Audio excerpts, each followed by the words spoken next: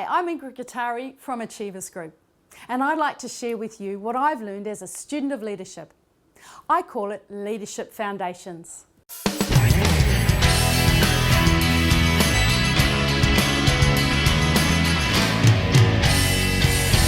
The next law is the law of empowering others. It's where someone teaches another person to drive. Now, most of us who are running a business or running a team, we're highly capable people. I know. You're one of them. And sometimes it's really hard to let go and to let others take the lead. But I encourage you. This is a law of influence that is absolutely key. You see, if you've got strong leaders underneath you and you don't release them, they're not going to stay with you. You need to empower others.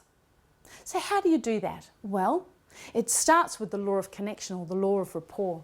If you've built the law of rapport into those people around you, then you're going to know them very well and they're going to know you.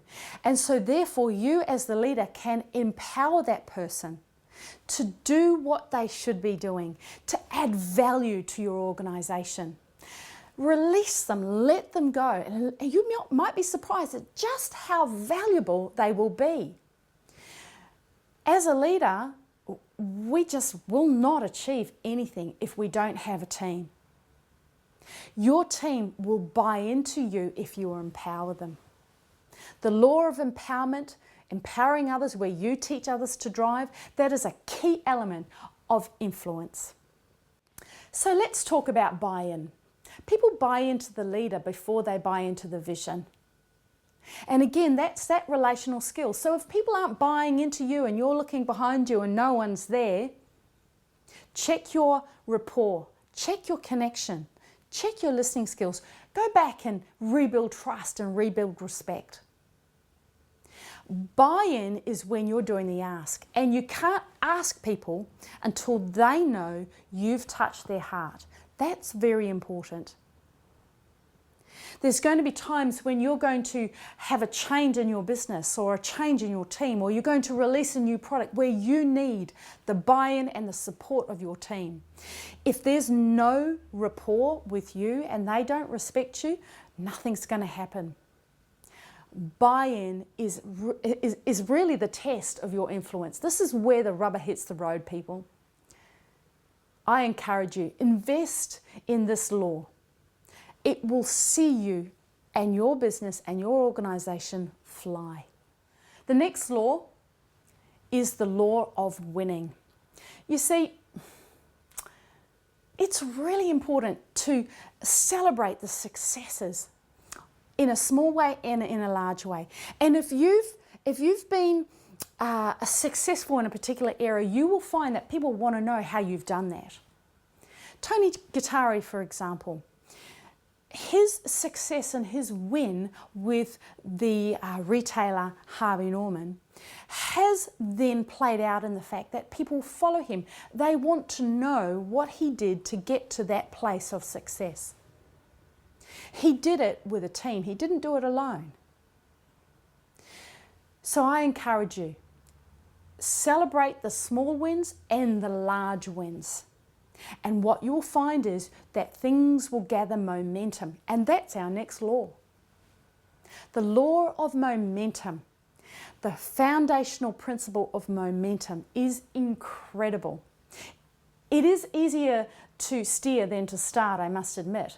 It takes an enormous amount of effort and energy and focus and determination and cost and time to build momentum in your business and with what you're doing. But once you have it, steer it. It's much easier to steer than to start. And momentum is a leader's best friend, as John Maxwell says. Momentum, that is a very key area and a great fundamental foundation of leadership laws. The next law is the law of priorities. Leaders have learned to do the most important thing first in their day. The most important thing must be done each and every day. They have learned to put the top priority, to identify that priority and to do it. Now, here's the thing about priorities and this particular foundational principle of leadership. We often don't really want to do some things in our world, so we'll put it aside. It's human nature to do that. I do it. But what I've realized is that if I undertake and do that thing that is my most top priority, that must be done today, then I am taking giant steps towards my goals. Maxwell uses a 3R model. He does what's required of him, what gives him the greatest reward, and gives him the greatest return. You see, if you're a business owner and you're doing sales, marketing, HR, and you're a technician in the business, you might be, a florist, for example. We've got one wonderful customer who is. You might be a salesman, you might be an electrician, and you've started a business and you've got a team of 3 people underneath you and you're actually working as an electrician in the business. The question I've got for you is, when do you work on your business? You've got to identify what your priorities are. Now, it may be that you can't put off your technical side because you'll probably be the best electrician in your business, and that's probably why you've started an electrician's business, for example, or a florist business. You may be the best. And so it might be a difficult decision to make. But if you can train others to take over and to be as good as you, then it is not required that you be the technician in the business. What is required of you is that you bring leadership, planning, strategy, connection, sales, marketing, and the list goes on. The law of priorities is a really essential, very important, and rather annoying law, but it's one that sets leaders apart from their peers. I encourage you, do your top priority each and every day and you will zoom towards your goals. The next law is the law of self-discipline.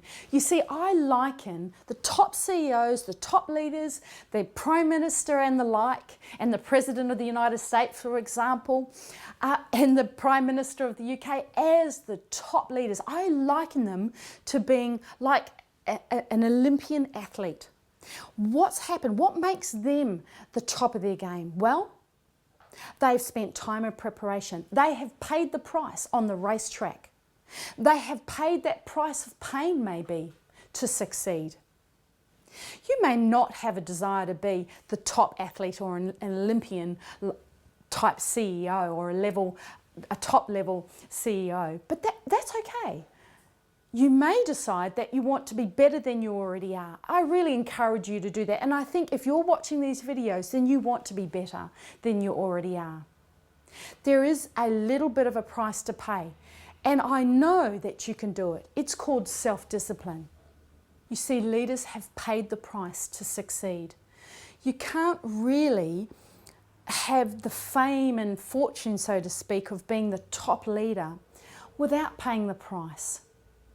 And there's a responsibility, and that's the price we pay as leaders. The buck stops here. That's essentially what it's about. If you're not willing to pay the price to be the next level leader up in your world, that's okay. That's your choice. But if you're watching these videos, I know you want to be a better leader than you are.